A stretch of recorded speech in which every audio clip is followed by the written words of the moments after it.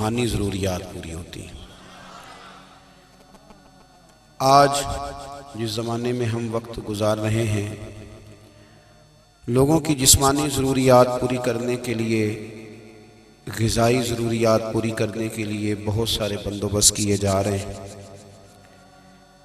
لیکن جتنا لوگ اپنی ظاہری ضروریات میں خود کفیل ہوتے جا رہے ہیں، اتنا ہی زیادہ وہ روحانی طور پر کمزور ہوتے جا رہے ہیں۔ گھنٹوں بیٹھ کر گپ شپ کرنے والے لوگوں کے لیے تھوڑی دیر بھی ذکر الہی کرنا مشکل ہو جاتا ہے۔ لمبی چوڑی باتیں کرنے والے، لمبے چوڑے دلائل دینے والے لوگ اور سمجھدار لوگ اور سیانے لوگ عبادت کے معاملے میں سستی کرتے ہیں، عمل کے مسئلے میں کمزور ہو جاتے ہیں۔ تسبیحات کرنا، وظائف پڑھنا، درود و سلام پڑھنا، کم بولنا، سچی بات کرنا، صبر سے رہنا، شکر کو اپنانا، قناعت اختیار کرنا، حسد، بغض، عداوت سے بچنا، یہ لوگوں کے لیے مشکل ہو جاتا ہے۔ پھر اس کا نقصان یہ ہے کہ معاشرہ ایک عجیب سی بے سکونی اور بے قراری کا شکار ہے۔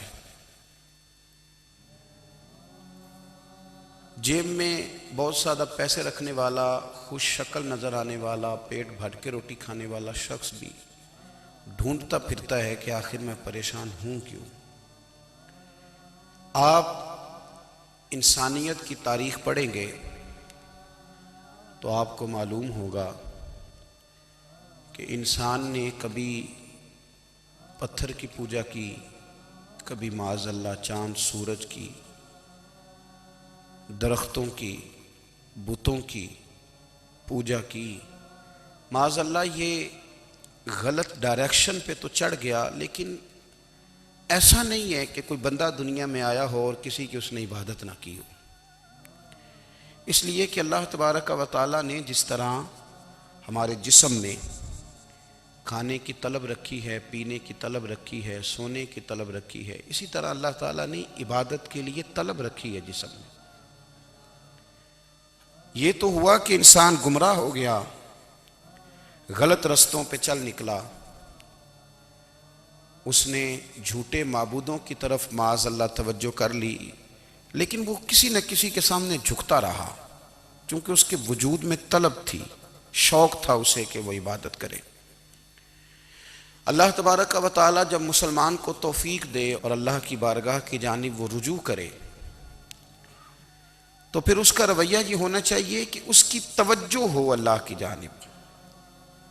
ہمارے ہاں تسبیحات پڑھ لی جاتی ہیں اگر کبھی موقع ملے، لیکن وہ خاص انہماک، وہ خاص شوق، وہ خاص ذوق اللہ تبارک و تعالیٰ کی عبادت کا، ایک ہوتا ہے نماز پڑھنا، ایک ہوتا ہے اہتمام کے ساتھ نماز پڑھنا، یعنی ذرا وقت پہ اٹھنا، ذرا صحیح کر کے وضو کرنا، ذرا شوق سے مصلی بچھانا۔ ایک ہوتا ہے تسبیح پڑھ لینا، اور ایک ہوتا ہے ذرا تھوڑا سا شوق کے ساتھ اللہ کو یاد کرنا۔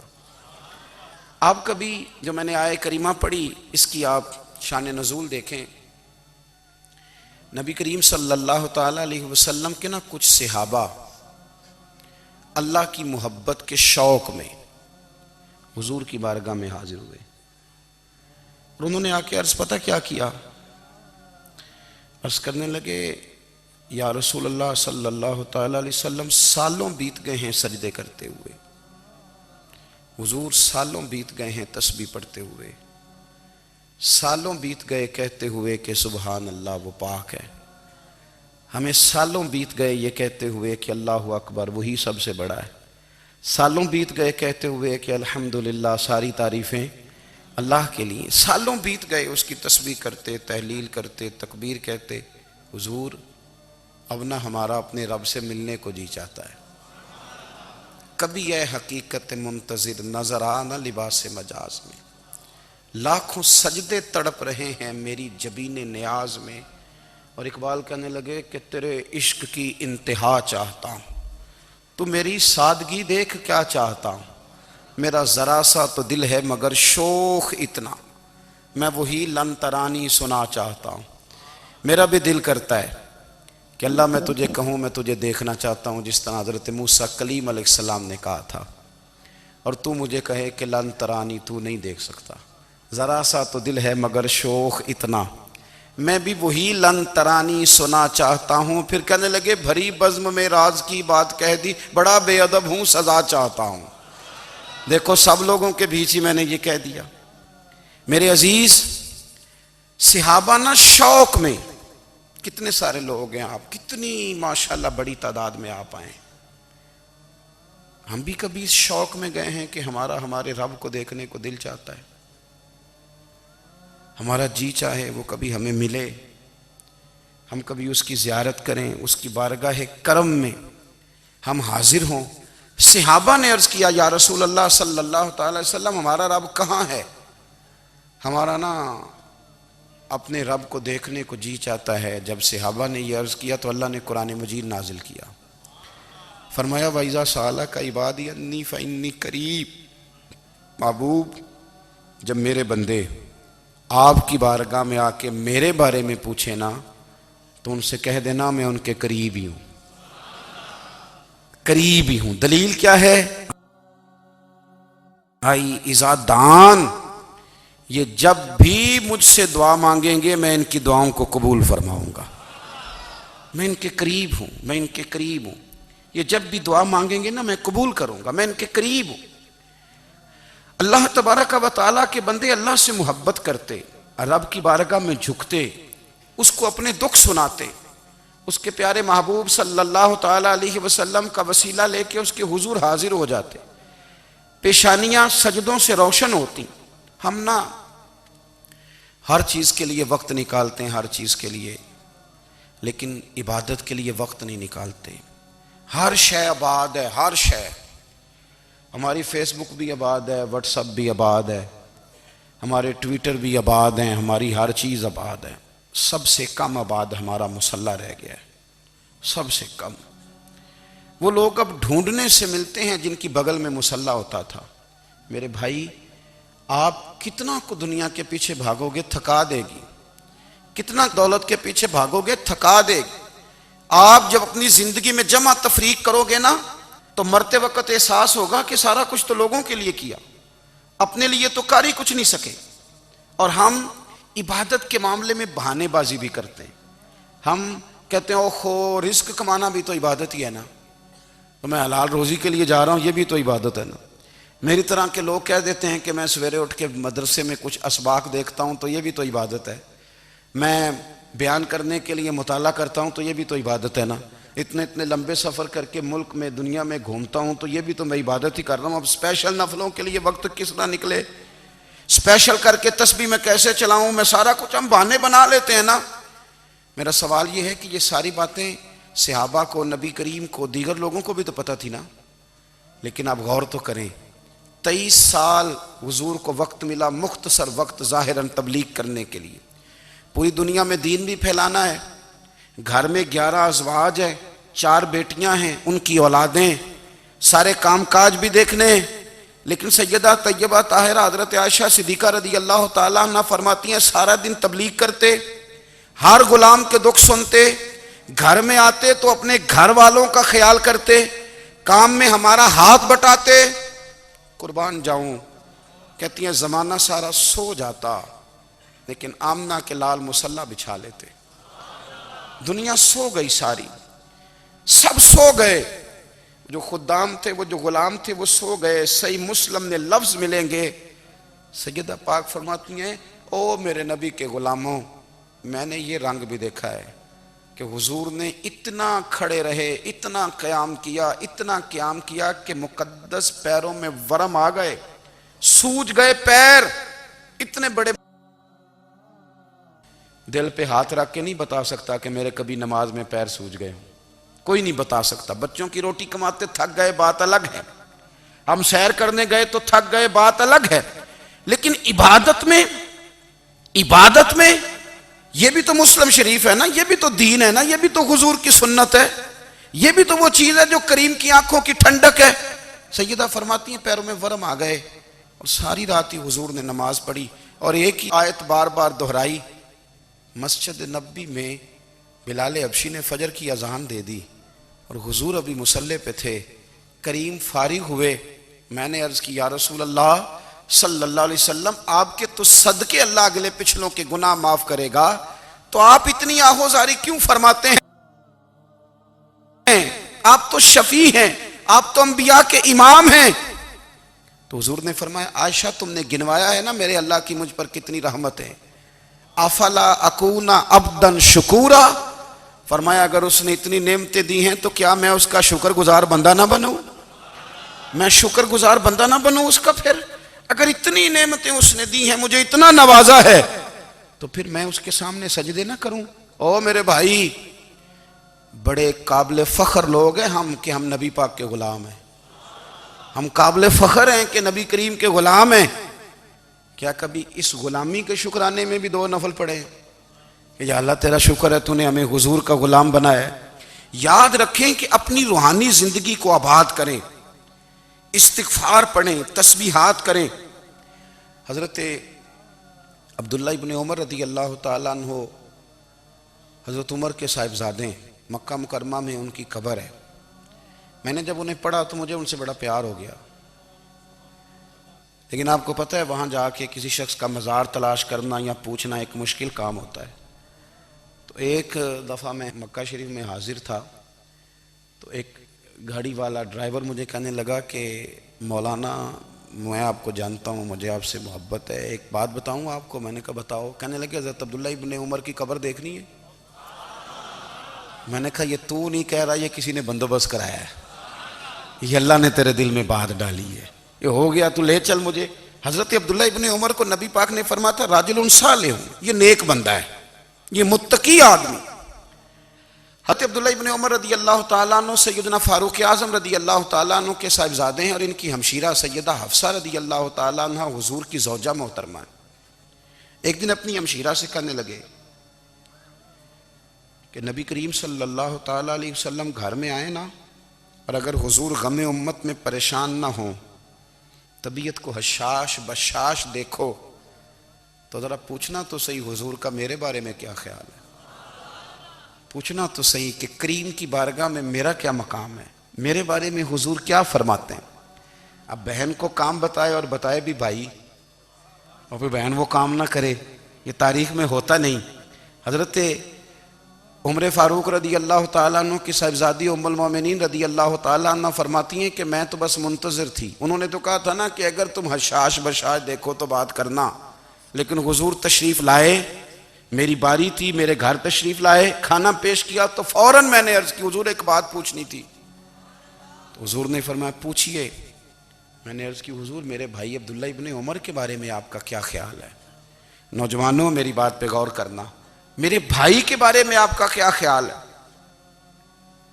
تو نبی کریم صلی اللہ تعالیٰ علیہ وآلہ وسلم نے میری طرف دیکھا، اور پھر حضور زیر لب تھوڑا مسکرائے، اور بریلی کے امام کہتے ہیں کہ حضور مسکرا دیتے تھے نا تو جو بڑا دکھی ہوتا تھا وہ بھی ہنس پڑتا تھا۔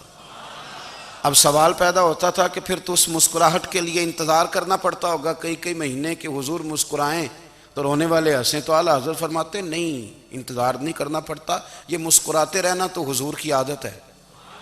جس کی تسکین سے روتے ہوئے ہنس پڑے، اس تبسم کی عادت پہ لاکھوں سلام۔ یعنی یہ تو عادت ہے حضور کی مسکراتے رہنا، اس کے لیے انتظار نہیں کرنا پڑتا۔ بھائیو آپ خیال رکھیں گے، غور کریں گے، حضرت عبداللہ ابن عمر رضی اللہ تعالیٰ عنہ کے بارے میں پوچھا تو سیدہ فرماتی ہیں کہ نبی کریم صلی اللہ تعالیٰ علیہ وسلم نہ زیر لب مسکرائے اور فرمایا حفصہ تیرا بھائی ہے تو اچھا، لیکن میں نے سنا ہے کہ عشاء کی نماز پڑھتا ہے تو فجر تک سویا ہی رہتا ہے۔ او نوجوانوں، 10 بجے تک سونے کی بات نہیں ہوئی، 9 بجے تک سونے کی بات نہیں ہوئی، 11 بجے اٹھنے کی بات نہیں۔ حضور فرمانے لگے میں نے سنا ہے کہ عشاء کی نماز پڑھ کے سو جاتا ہے اور فجر تک سویا ہی رہتا ہے، اسے چاہیے کہ تہجد کے وقت اٹھا کرے، اللہ کی بارگاہ میں حاضر ہوا کرے، آہوزاری کرے، سجدے کرے، عبادت کرے، اٹھتا ہے اور فجر میں جا کے اٹھتا ہے۔ حضرت جناب حفصہ رضی اللہ تعالیٰ عنہ کہتی ہے میں نے جناب عبداللہ ابن عمر کو پیغام دیا اور میں نے کہا میرے جوان بھائی سن، نبی پاک نے فرمایا ہے تو اچھا پر تہجد میں نہیں اٹھتا، نفل نہیں پڑھتا۔ او میری ملت کے جوانوں، مزہ نہیں آ جاتا جب ساری دنیا سوئی ہو، ساری دنیا، اور بستر بھی گرم ہو اور نیند بھی پورا غلبہ کر رہی ہو، اور اچانک گھنٹی بجے دماغ میں، آنکھ کھلے، گھڑی پہ نظر پڑے، 3:30 4 بجے کا پیغام گھڑی بتائے، اور کوئی چڑھتی جوانی والا اٹھ کے وضو کرے، اور جب وہ مصلی کھول کے بچھائے تو مدینے والے محبوب کہتے ہیں کہ ہر نماز پہ رب ثواب دیتا ہے، اور جو اٹھ کے تہجد کی نماز پڑھے اسے دیکھ کے تو رب مسکراتا ہے، جو اس کی شان کے لائق ہے، جو اس کی شان کے لائق، وہ مسکراتا ہے، خوش ہوتا ہے کہ میرا بندہ تہجد میں اٹھ گیا، وہ مسکراتا ہے۔ کاش ہماری صبحیں کبھی اپنے مالک کے نام ہو جائیں، کاش کہ صبح حضرت ابو الحسن رحمۃ اللہ تعالیٰ علیہ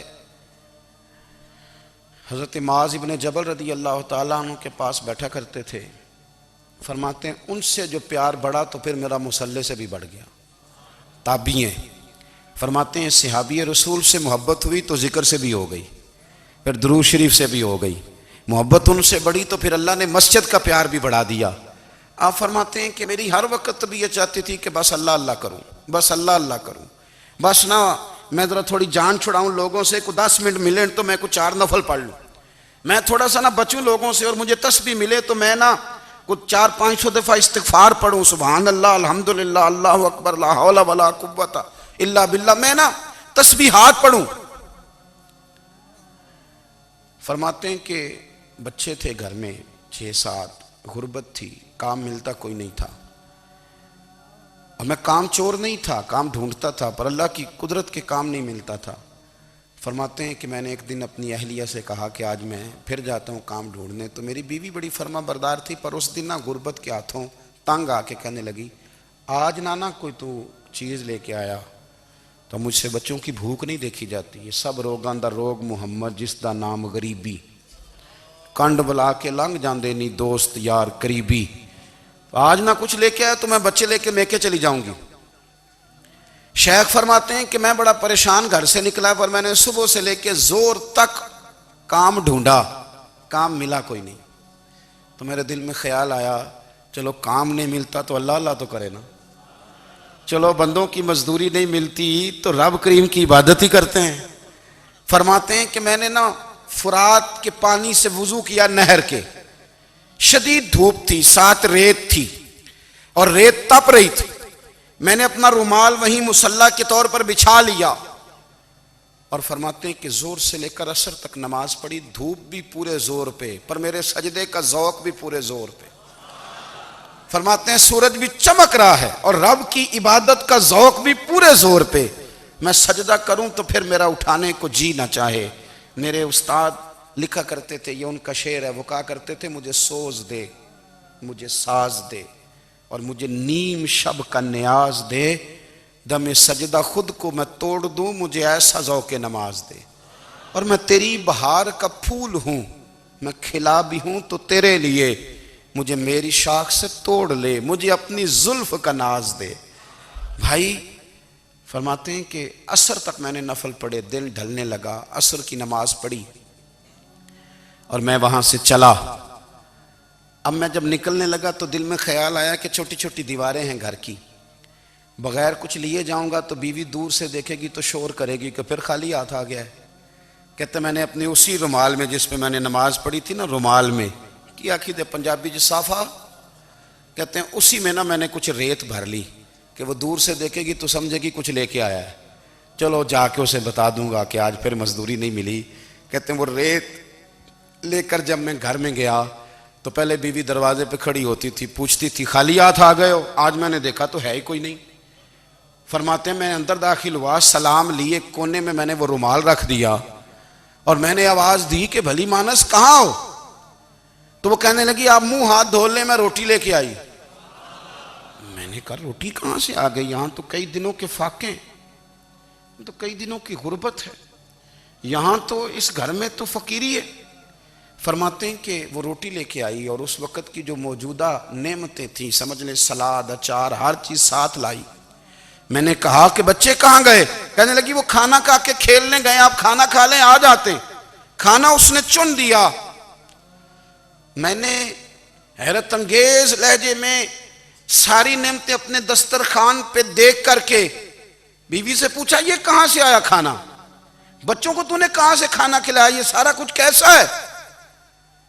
تو کہنے لگی پتہ نہیں آج آپ کس کریم کی مزدوری کرنے چلے گئے تھے، پتہ نہیں کس کریم کی، میرے گھر میں تو اتنی نعمتیں آئی ہیں کہ مجھ سے سنبھالی نہیں جا رہی، اتنا اناج ہے، اتنا گندم ہے، کس کریم کے دروازے آج چلے گئے تھے؟ یہ کہتے کہتے وہ اٹھی اور اٹھ کر کے کہنے لگی پہلے ہی بڑا کچھ آیا تھا، اب کیا لے آئے ہو؟ اور جا کر کے نا اس نے وہ ریت والا رومال کھولا، کہنے لگے میں تو لے کے آیا تھا ریت، تو میرے رب نے اسے بھی سونے اور ہیرے بنا دیا تھا۔ جب آپ کی توجہ اللہ کی جانب، میرے نبی پاک صلی اللہ تعالی علیہ وسلم نے فرمایا ہر چیز اپنے رب سے مانگ، ہر چیز مانگ، ہر چیز مانگ۔ یا رسول اللہ کیا کچھ؟ میرے محبوب نے فرمایا تیرے گھر میں نمک بھی ختم ہو جائے تو وہ بھی اپنے رب سے مانگا کر، تو مانگنا وہ تجھے دے گا، تو اس کی بارگاہ میں کشکول طلب دراز تو کرنا۔ اور ترمذی شریف میں عجیب لفظ ہیں، رسول کائنات نے فرمایا، رب کریم فرماتا ہے جب میرا بندہ ہاتھ اٹھاتا ہے نا تو مجھے حیا آتی ہے کہ میں خالی کیسے لوٹا دوں اس کے۔ اتنے بڑے بادشاہ کی بارگاہ میں، او بھائی لوگوں سے عزتیں تلاش کرتے ہو تو وہ کیا تمہیں عزت دیں گے؟ وہ تو کل اچھا کہتے ہیں پرسوں برا کہنے لگ جاتے ہیں۔ لوگوں کے سامنے گڈ بک میں آنا چاہو گے تو وہ تو سویرے تمہارے بارے میں کچھ کہیں گے، شام کچھ اور کہیں گے۔ اپنی روحانی زندگی آباد کریں، اپنے مسلح کو وقت دیں، اور دنیا سے چھپ کر اس موبائل کو بند کر کے اور اپنے آپ سے بھی چھپ کے اور تنہا ہو کے چھپا کے سارا کچھ اپنے آنسو اپنے رب کی بارگاہ میں پیش کریں، اس کے حضور حاضری دیں۔ سنو نا ترمذی کی حدیث، اور اسے یاد رکھنا، نبی پاک علیہ السلام نے فرمایا اپنے دکھ لوگوں کے سامنے نہ بیان کرنا، سیٹھوں نوابوں کو نہ بتاتے پھرنا، دنیا داروں کے سامنے جا کے نہ رونا کہ میں تکلیف میں ہوں۔ فرمایا اگر دنیا داروں کو دکھ بتاؤ گے رب تمہیں کبھی غنی نہیں کرے گا۔ اور لوگ ہیں کہ الٹا مذاق اڑائیں گے۔ آپ کی جس سے بڑی پکی یاری ہے نا، پکی، وہ تب تک پکی ہے جب تک آپ نے 50,000 مانگا نہیں، اور جس وقت آپ نے کہہ دیا کہ میں مجبور ہوں میری مدد کر تو پھر ختم ہو گئی دوستی۔ لوگوں کی تعلقات آپ کے ساتھ تب تک ہیں جب تک آپ ان سے کوئی ضرورت وابستہ نہیں کرتے۔ کریم محبوب فرمانے لگے بندوں کے سامنے دکھ نہ بیان کرنا، اللہ تجھے کبھی غنی نہیں کرے گا۔ تو اپنے دکھ اپنے رب کو بتا، تو دعائیں مانگ، تو اس کی بارگاہ میں حاضر ہو، تو اس کے حضور عرض کر۔ فرمایا اپنے دکھ اپنے رب کو بتا، وہ جلدی کرے یا دیر سے کرے تجھے ساری دنیا سے بے نیاز کر دے گا، تجھے کسی کا محتاج نہیں رہنے دے گا۔ اپنے مسلح کو، اپنی دعاؤں، ایک بزرگ فرماتے ہیں میں نے دعا مانگنے کا طریقہ اپنی بیوی سے سیکھا، دعا مانگنے کا طریقہ اپنی، سیکھنے والے تو اپنے بچوں سے بھی سیکھ لیتے ہیں، سیکھنے والے تو ہر ایک سے سیکھتے ہیں۔ وہ کہتے ہیں میں نے دعا مانگنے کا سلیقہ اپنی بیوی سے سیکھا ہے۔ حضرت وہ کس طرح؟ فرمانے لگے میری بیوی نے نا مجھے کوئی کام بتایا، کچھ پیسوں کی ضرورت کے لیے کہا، تو میں نے اسے کہا کہ بھئی ابھی میرے پاس نہیں ہے، کچھ دنوں میں آتے ہیں تو میں دے دوں گا۔ عورتوں کی عادت ہوتی ہے وہ بار بار یاد کراتی ہیں، 2-4 دنوں کے بعد پھر اس نے کہا حضرت وہ میں نے کہا تھا کچھ پیسے، میں نے اسے کہا کہ ابھی میرے پاس نہیں ہے، کچھ دنوں میں ملتے ہیں تو میں تمہیں دے دوں گا۔ اس نے کچھ دنوں کے بعد پھر کہا حضور وہ میں نے کچھ پیسے کہے تھے۔ فرماتے میں نے ڈانٹ دیا، میں نے کہا کہ کیا تو روز مجھے شرمندہ کرتی ہے، کہا نا میرے پاس نہیں ہے، ہوں گے تو دے دوں گا، تو روز یاد کراتی ہے۔ فرماتے ہیں اس نے پہلے تو میری ڈانٹ کو سہا، پھر میرے سخت جملوں نے اس کی آنکھوں میں آنسو پیدا کر دیے، پھر اس نے اپنے آنچل میں اپنے اس دکھ کو سمیٹا، اور پھر اس نے ایک جملہ کہا تو میں رو پڑا، اور مجھے اپنے رب سے مانگنے کا طریقہ آ گیا۔ مجھے کہنے لگی حضرت جی آپ نے ڈانٹ دیا میں نے سہ لیا، پر آپ ہی میرے شوہر ہیں، بتائیں نا آپ سے نہ کہوں تو میں کس سے جا کے کہوں۔ فرماتے ہیں میں رو پڑا، اور میں کھل کے رویا، اور میں تڑپ کے رویا، اور پھر میری سسکیاں بند گئیں۔ تو مجھے کہنے لگی آپ کو کیا ہوا؟ میں نے کہا مجھے بھی دعا مانگنی آ گئی ہے، جب میں اسے کہوں گا نا اللہ تو ہی میرا رب ہے، میں تجھ سے نہ کہوں تو میں کس سے جا کے کہوں؟ میں کیوں کسی بندے سے سوال کروں؟ میں کیوں کسی دنیا دار سے کہوں؟ میں تیرے بندوں کا، نیک بندوں کا وسیلہ لے کے، تیرے محبوب کی غلامی لے کے تیری بارگاہ میں آیا، تجھ سے نہ مانگوں تو کس سے مانگوں؟ سمجھ آ گئی ہے، جب میں اس رنگ میں مانگوں گا تو میرا رب میرے اوپر بڑا ہی فضل فرمائے گا، وہ میرے اوپر بڑی رحمت کرے گا، وہ میرے لیے آسانیاں کرے۔ عزیز دوستو، ہم اس طرح کرنے لگ گئے ہیں کہ ہم نے نا اپنے تعلقات پر اعتماد کرنا شروع کر دیا ہے۔ میرے تعلقات بہت ہیں، ہم نے اپنی دولت پر اعتماد کرنا شروع کر دیا ہے، میرے پاس دولت بہت ہے، ہم نے اپنے علم پر، اپنی شہرت پر اعتماد کرنا شروع کر دیا ہے کہ میرے پاس فلاں چیز بہت ہے۔ یاد رکھنا، جب بے نیاز اپنی صفت بے نیازی دکھاتا ہے تو بڑی بڑی دولتوں والے مجبور نظر آتے ہیں۔ بھائیو، جب انسان کا رشتہ اپنے مالک کے ساتھ ہوتا ہے پھر تو غم بھی کچھ نہیں کہتے، پریشانیاں بھی کچھ نہیں کہتی، پھر تو زندگی صبر والی، پھر تو زندگی توکل والی، پھر تو زندگی بھروسے والی، پھر انسان اپنے آپ کو رسوا نہیں کرتا، دنیا داروں سے امیدیں اس کی ختم ہو جاتی، امیدیں اللہ رسول سے لگا لیتا، مضبوط ہو جاتا ہے، مضبوط، طاقتور ہو جاتا ہے، خوددار ہو جاتا ہے، باوقار باعزت ہو جاتا ہے۔ حضرت بہلول دانا رحمت اللہ علیہ بیٹھے تھے تو ہارون رشید حج کر کے آ رہا تھا، تو رستے میں حضرت شیخ سے ملاقات ہو گئی تو السلام علیکم کے بعد کہنے لگا، حضور کوئی حکم ہو تو بتائیے گا۔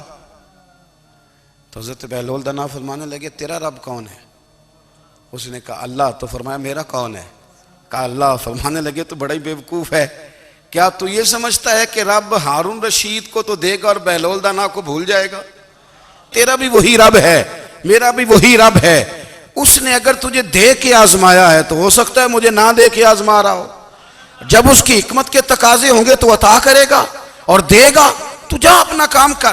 بھائی، اپنی روحانی زندگی، اپنی عبادات، اپنے وظائف، اپنے روزمرہ کے معاملات، اپنی دعائیں، اپنا استغفار، دیکھو کوئی مشکل کام تو نہیں، 2 رکوع ہیں سورہ واقعہ کی اگر رات کو پڑھ لی جائے تو۔ میں کس طرح یہ بات بیان کروں کہ تعویذ بانٹنا آسان ہے اور وظیفہ بتانا مشکل ہے؟ سارا دن تعویذ بانٹیں تو لوگ لینے کو تیار ہیں، اور اگر آپ وظیفہ بتائیں تو کہتے ہیں تو مشکل کام ہے۔ او خدا کے بندے، اگر آپ کا تعلق قرآن پاک کے ساتھ مضبوط ہو، قرآن پاک کے ساتھ اگر آپ کا رشتہ ہو، لوگ سفارشیں ڈھونڈتے ہیں نا دنیا میں، کوئی تعلق مل جائے تو میرا کام ہو جائے، دنیا میں اتنا مشکل معاملہ ہے، آخرت میں مجھے بتائیے گا کتنا مشکل معاملہ ہوگا۔ میرے نبی پاک صلی اللہ تعالیٰ علیہ وسلم نے فرمایا، جو لوگ سورہ ملک پڑھا کرتے تھے نا، سورہ ملک، یہ سورت ملک قیامت میں ان کی سفارش کرے گی، اور اس طرح کرے گی کہ کہے گی اے اللہ یہاں اس بندے کو جنت میں داخل کر دے یا مجھے قرآن پاک سے علیحدہ کر دے، تو رب فرمائے گا جا اس کا دامن تھام کے اسے جنت تک پہنچایا۔ آپ بات کو سمجھیں، جب آپ کے تعلقات اپنے معاملات کے ساتھ مضبوط ہوں گے، یہ نبی کریم نے وعدہ کیا ہے کہ تو سورت واقعہ پڑھ، تیرے گھر میں فاقہ نہیں آئے گا۔ حضرت عبداللہ ابن مسعود رضی اللہ تعالیٰ عنہ بیمار تھے تو حضرت عثمان غنی رضی اللہ تعالیٰ عنہ تیمارداری کے لیے تشریف لے گئے اور جا کر کے کہا کہ آپ بڑے بیمار ہیں، آپ کی بیٹیاں زیادہ ہیں، میں چاہتا ہوں کہ خزانے میں سے کچھ مدد کروں۔ تو سیدنا عبداللہ ابن مسعود رضی اللہ تعالیٰ عنہ اٹھ کے بیٹھ گئے اور کہنے لگے، امیر المومنین، اللہ آپ کو میری طرف سے، میری بیٹیوں کی طرف سے بہتر صلہ دے، میری بیٹیوں کو کسی خزانے کی ضرورت نہیں، میں نے انہیں خزانہ دے دیا ہے۔ کہا جناب آپ نے کون سا خزانہ دیا ہے، میں آپ کے مالی معاملات کو جانتا ہوں۔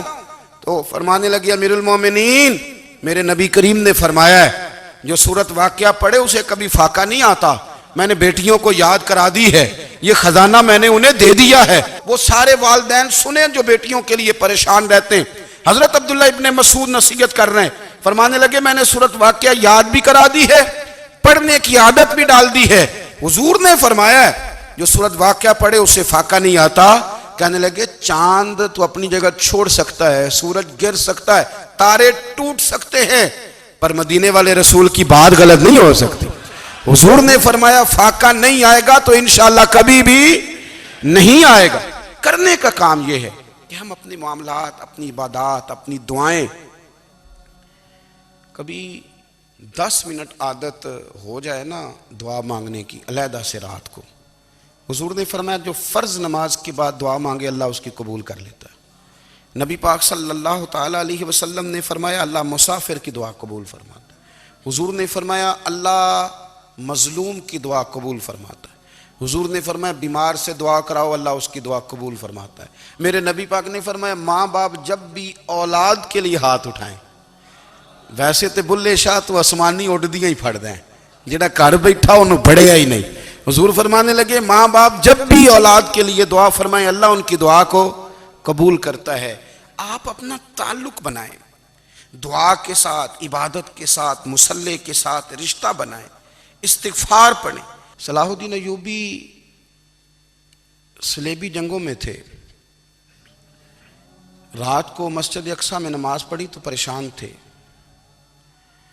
ایک بزرگ سے ملاقات ہوئی تو وہ کہنے لگے کہ آپ بڑے پریشان ہیں۔ کہنے لگے حضور پریشان اس لیے ہوں کہ پہلے ہی مسلمان کمزور ہے، اب میں نے سنا ہے دشمن کا ایک بحری بیڑا وہ جنگی سامان سے بھرا ہوا آ رہا ہے، تو اب ان کے پاس اور تلواریں اور نیزے آ جائیں گے، مسلمانوں کے پاس پہلے ہی وسائل کی کمی ہے، پریشان ہوں کس طرح کر کے مقابلہ کریں گے۔ یہ بات کہتے ہی صلاح الدین ایوبی نے بزرگوں سے کہا حضور آپ بھی دعا کرنا، دعا کی بڑی طاقت ہے۔ میرے نبی پاک نے فرمایا دعا مومن کا ہتھیار ہے، دعا مومن کا۔ حضور نے فرمایا تقدیر کو سوائے دعا کے کوئی چیز نہیں بدل سکتی، دعا مومن کا ہتھیار ہے، یہ کافر کے پاس کوئی نہیں، یہ ہتھیار ہے مومن کا۔ اللہ کرے آپ کو سمجھ آئے، پھر سنیں کئی بار کہہ چکا ہوں، یہ ہتھیار ہے کافر کے مقابلے میں، جو تیرے پاس سب سے بڑا ہتھیار ہے وہ دعا ہے۔ دعائیں کرانی چھوڑ دی، کرنی چھوڑ دی، لینی چھوڑ دی۔ حضرت سیدنا انس بن مالک رضی اللہ تعالیٰ عنہ فرمایا کرتے تھے میں نے وہ رنگ دیکھا ہے جب حضور دعا مانگتے تھے اور حضور کی مقدس آنکھوں میں آنسو بھی ساتھ ہی بہا کرتے تھے، میں نے وہ انداز دیکھا ہے۔ تو صلاح الدین ایوبی بزرگ سے کہنے لگے آپ بھی دعا کیجیے، اور خود رونے لگے اور سر سجدے میں رکھ کے رونے لگے، اور عشاء سے لے کر فجر تک روئے، خوب روئے۔ صبح وہ بزرگ آئے تو صلاح الدین ایوبی کا خوبصورت اور ہنستا ہوا چہرہ دیکھا، کہنے لگے آپ بڑے خوش ہیں، رات تو میں نے بڑے روتے ہوئے دیکھا تھا۔ تو کہنے لگے حضور وہ جو بحری بیڑا آ رہا تھا نا وہ پانی میں ڈوب گیا ہے، اب وہ نہیں آ رہا، ابھی خبر آئی ہے تو میں بڑا خوش ہوں۔ بزرگ کہنے لگے اٹھ سینے سے لگ اور سن ایک بات، وہ بحری بیڑا پانی میں نہیں ڈوبا، وہ تیرے آنسوؤں میں ڈوب گیا ہے۔ وہ جو تو رات رویا ہے نا رب کریم کی بارگاہ میں تو وہ ڈوب گیا ہے۔ بھائی اپنا مصلی کا، عبادت کا، وظائف کا، اللہ اللہ کا سلسلہ اس کو مضبوط کریں، اپنی دعاؤں کے تعلق کو مضبوط کریں۔ دعائیں بڑے انقلاب برپا کر دیتی ہیں۔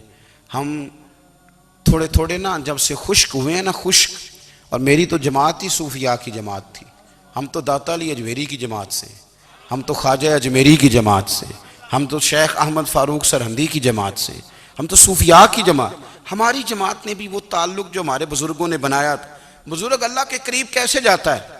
ہمارے یہاں نا بہت سارے لوگ کہتے ہیں جی نظر ہو گئی تو کام ہو گیا۔ بھائی جو بخاری مسلم میں طریقہ ہے نا اللہ کا قرب پانے کا وہ تو نفل ہے۔ نبی کریم علیہ السلام نے فرمایا بندہ نفلوں کے ذریعے رب کے قریب جاتا ہے، اور اتنا قریب جاتا ہے کہ پھر اللہ اس کی زبان بن جاتا ہے، اللہ اس کی آنکھیں بن جاتا ہے، کان بن جاتا ہے، ہاتھ اور پیر بن جاتا ہے۔ تو یہ تو عبادت ہے، یہ تو اللہ کی بارگاہ کی حاضری ہے جو آپ کو اللہ کے قریب کرے گی۔ تو اپنے نماز کو اہمیت دے کے ادا کریں، نمازیں موبائل بند کر کے ادا کریں۔ لیکن نا کچھ لوگ کہتے ہیں مجھے ٹائم نہیں ملتا نماز کا، تو میں کہتا ہوں یہ آپ نے بڑی جرت کی بات کی ہے۔ مجھے کو میرا پیر بھائی کہہ دینا میرے پاس ٹائم نہیں ہے آپ کو ملنے کا، تو میں کہتا ہوں آج کے بعد آنا ہی نہ۔ تو کیا سمجھتا ہے تو بہت بڑا آدمی ہے، تیرے پاس ٹائم نہیں ہے اور ہمیں ملنے کا ٹائم، موج کر۔ تو آپ نے اللہ رسول کو کہہ دیا ٹائم نہیں۔ اور عجیب فلسفہ ہے نا، کہا جائے نماز پڑھنے آؤ تو کہتے ہیں کپڑے ٹھیک نہیں، اور کہا جائے کہ آؤ ذرا دعوت پہ چلیں تو کہتے ہیں ایک منٹ ٹھہر میں کپڑے بدل کے آیا۔ نماز کے لیے کہا تو کہتے ہیں ٹھیک نہیں، دعوت کے لیے کہا تو کہتے ہیں میں ذرا تیاری کر لوں، یوں جانا مناسب نہیں۔ یہ معاملہ ٹھیک نہیں۔ رب تو فرماتا ہے کہ جب تم مسجد میں آ تو زینت اختیار کر کے آ، خوب ذوق سے دعا مانگیں، خوب شوق سے نماز پڑھیں، خوب استغفار کا مزاج بنائیں۔ آپ لوگوں کے بیچ رہ کے سوکھ حاصل کرنا چاہتے ہیں، لیکن آپ کو پتہ ہے کئی مہینے غار حرا میں رہنا بھی مدینے والے محبوب کا طریقہ ہے۔ ہر سال اعتکاف بیٹھنا الگ سے، یہ بھی حضور کا طریقہ ہے۔ مسجد نبوی کے اندر دروازہ کھلتا تھا نبی کریم کا، پر گھر کے اندر نفل پڑھے نبی پاک، اور حضور فرماتے ہیں کچھ نفل نماز گھر میں بھی پڑھا کرو، گھر کو قبرستان نہ بناؤ۔ ہمارا گھر اللہ کے ذکر سے آباد ہوگا اگر ہم نماز پڑھیں گے نا۔ میں جب سنت پڑھنے کے لیے گھر میں کھڑا ہوتا ہوں تو میرا جو 2.5-3 سال کا بیٹا ہے نا، وہ بھی میرے ساتھ نماز پڑھنی شروع کر دو، اسے پتہ کوئی نہیں نماز کیا ہوتی ہے، لیکن وہ بھی نا سجدہ نہ بھی کرنا ہے تو ساتھ لیٹ ضرور جاتا ہے۔ پتہ چلا بچے لیکچر دینے سے نماز نہیں پڑھتے، نماز شروع کر دیں تو بچے بھی شروع کر دیتے ہیں۔ ہم جب پریشان ہوتے ہیں تو لیکچر دیتے ہیں، تو لیکچر تو باہر شاید چل جائے، گھر میں کیسے چلے گا؟ گھر میں تو عمل چلے گا۔ تو میرے عزیز، آج کے اس روحانی اجتماع میں ہمارے دوستوں نے جو محنت کی، ہم نے بار بار اپنی نیت سے پوچھا، خدا ہمیں معاف کرے اگر کوئی ذاتی شہرت ہے، کوئی ہمارے ذاتی مفادات ہیں، رب ہمیں ہدایت دے۔ ہماری یہ خواہش تھی کہ روحانی اجتماع ہمیں تھوڑا سا اللہ اور اس کے رسول کے جانب مائل کرے، کچھ ہمارا رشتہ مصلی کے ساتھ مضبوط کرے۔